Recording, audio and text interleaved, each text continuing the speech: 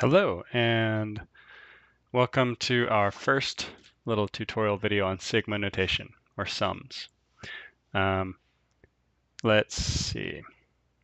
This is what sigma notation looks like. Oh, there's my sigma, and here's my starting point and my ending point. And that'll make more sense in just a second. All right. We can think of all this stuff right here as a command to do something. This says add, sigma always means add, the number 2, and in this case it means do it 5 times. I is going to be a counter, and it starts at 1 and goes up to 5. So 1, 2, 3, 4, 5. We're going to just say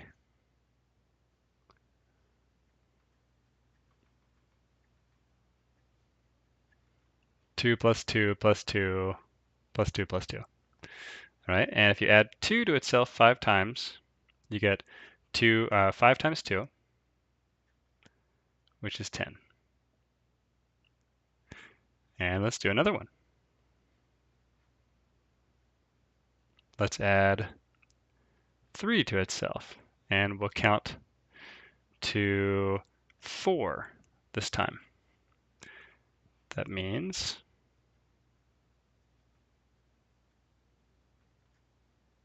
3, 3, 3, 3. That gives us 4 times 3, which is 12.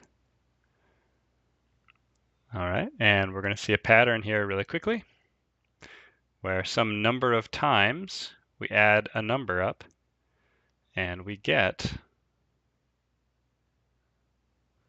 number of times, add a number c for some constant number, and we get just n times c. All right. This is actually going to be pretty useful later on. And let's take a look at one that's just a little bit more complicated.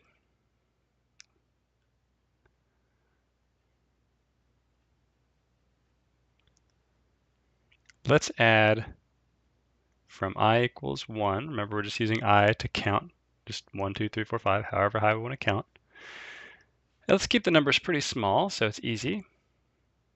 And this time, instead of using a number like 2 or 3, let's use I.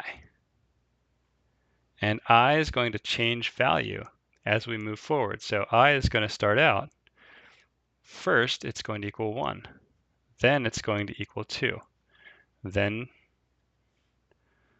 all the way up to 4. And what this says to do is basically loop through all these values of I and sum them up. And so it starts at 1, so I equals 1, so we add 1. And then it goes to 2, and so we add 2. And then it goes to 3. So we add 3. And then it goes to 4.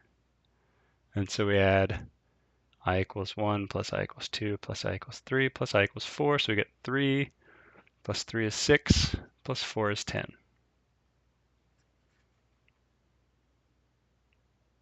Okay, and you know what? Let's make this even more complicated now. So right now, all we're doing is we're saying add up the values of I, whatever I is. So here's another example, like this.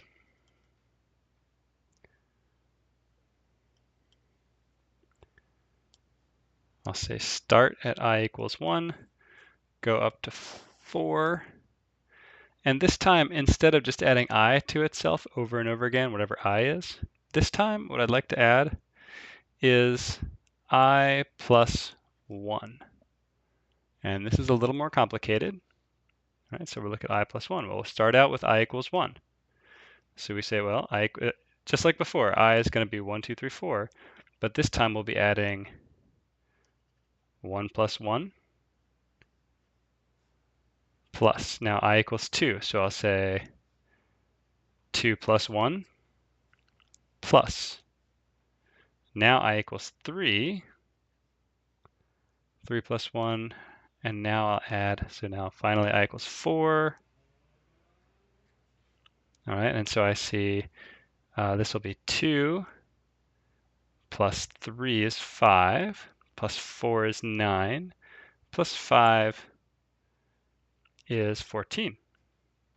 All right, and so what I've done is I've added this stuff up over and over again with these changing values of I.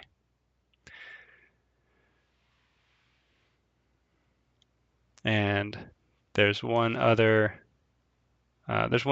shortcut that I'll show you, and that's this.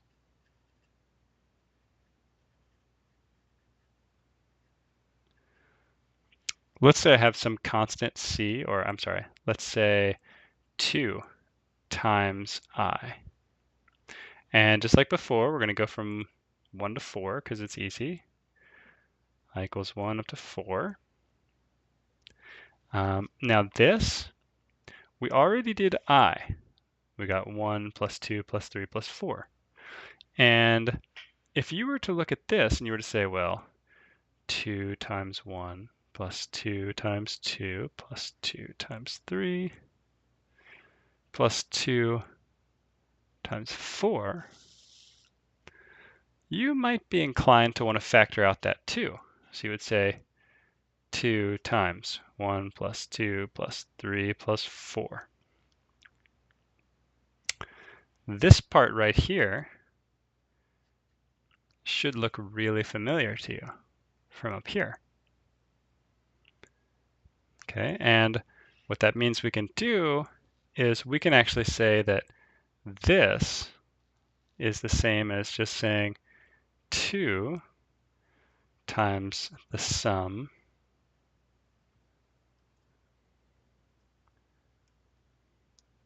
of I. Okay, so I took the 2 and I just moved it out front, and I'm left with that. And just like before, this was 10 times 2, and it should give us 20. All right, now let's code some of these things up. I'm going to do this in processing, and I'm going to use some for loops to generate these sums, or generate the things we're going to add up, and we're going to store all of our information in arrays so that we get to look at it and kind of play with the information as we do this. So I'm just initializing an array, and I'm setting the length to 4. I'm going to keep everything pretty small so things stay simple. And then the sum that I'm going to calculate, I'm just calling it the sum.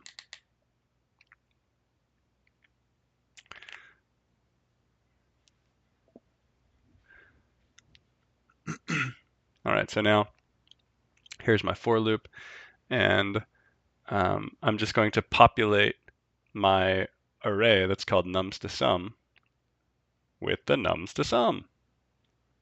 Okay, and just like before, I think I did 2's. Yeah, I'm going to add 2 over and over again, 4 times.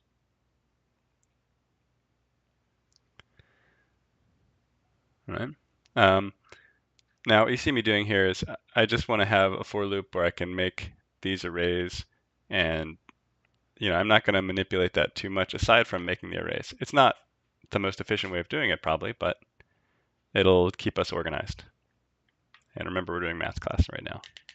So now here I'm going to use the numbers that we want to sum. We can take a look at each thing, and this is one of the nice things about using an array. We can actually see all the things we're adding up.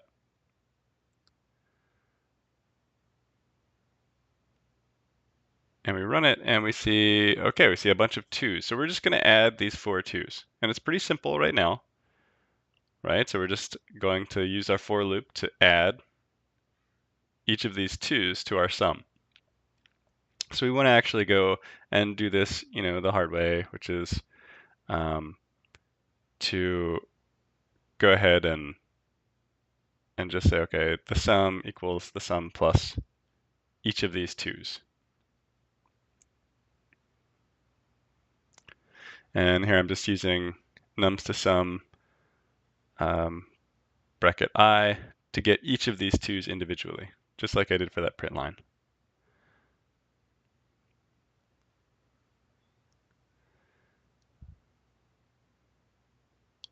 And I'll move this to the outside. I don't actually want to see it every time. I just want to see it at the end. And now I should see 8. And there we go. So the sum is 8. So that's about the simplest sum we can do, is just adding 2 over and over.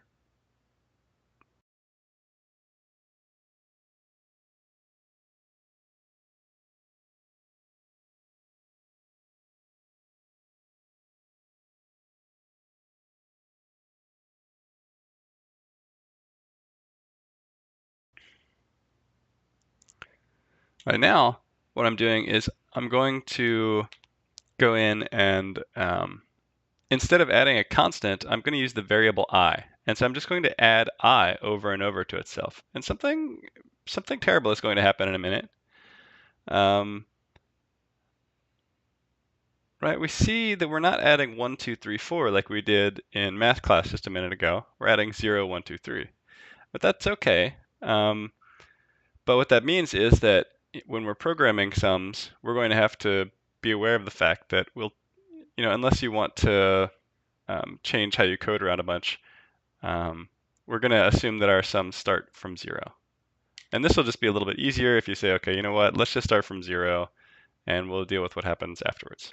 But we'll take a look at the sum, and we get 6. So unlike doing this on paper where we went 1, 2, 3, 4 and got 10, now we're going 0, 1, 2, 3 and getting 6. And that's fine, but it means that we have to think about what that's going to mean later when we get into actually analyzing graphs. And we'll have to think about our boundary conditions. Ooh, boundary conditions. All right. So that's it for now. I'll see you later.